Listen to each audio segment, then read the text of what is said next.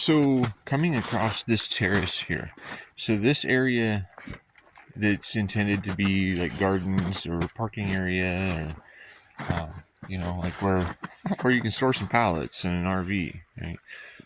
That area is a little bit higher than this center area over here behind where the primary garden space is. And so what we do is you install features into your property to where it holds on to water.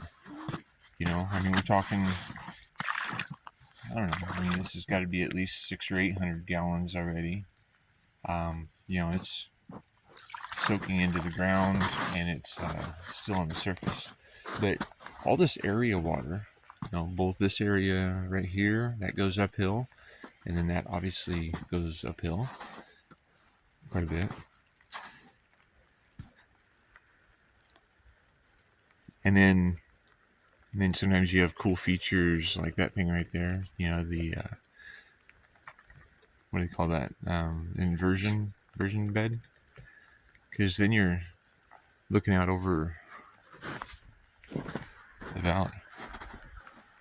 When you flip upside down, it's you're doing this.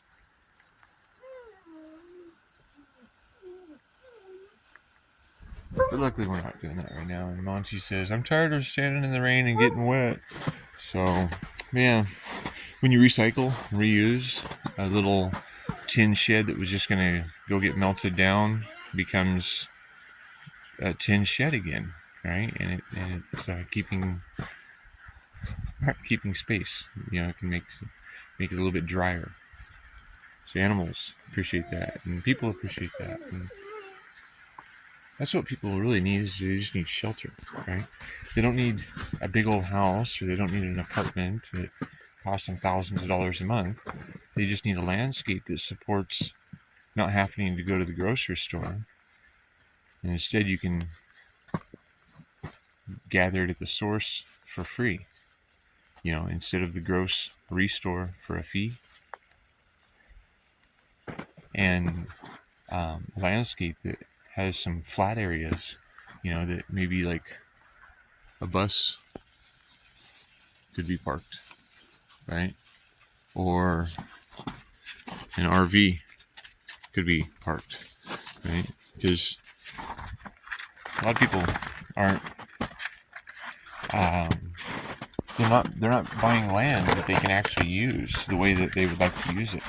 And maybe not everybody would have an RV parked on their property, right? And maybe not everybody would have a pile of pallets. Really? God, what are you going to do with those? Right? Well, I turned it into a fence and a raised bed area to grow food. Right? That's one option. That's one way of doing it. Other ways of doing things are obviously always available to us too. And I need to get to work on this, because right now I've got water running down my road, and ideally I would love for all this water to be going right here into my composting section, where that's like a 9-foot deep hole, and I've been piling leaves and cardboard and food scraps and the plastic. It comes off and it becomes an archery target. But doing this to make an anaerobic composting section, and any of the water that is on this road right now, it then makes it over to this next terrace.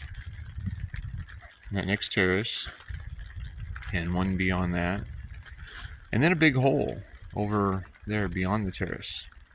So sometimes gathering resources happens quicker than you can put them into action, but it's happening every day. I do a little bit more, and a little bit every day actually ends up being quite a bit of effort after some time.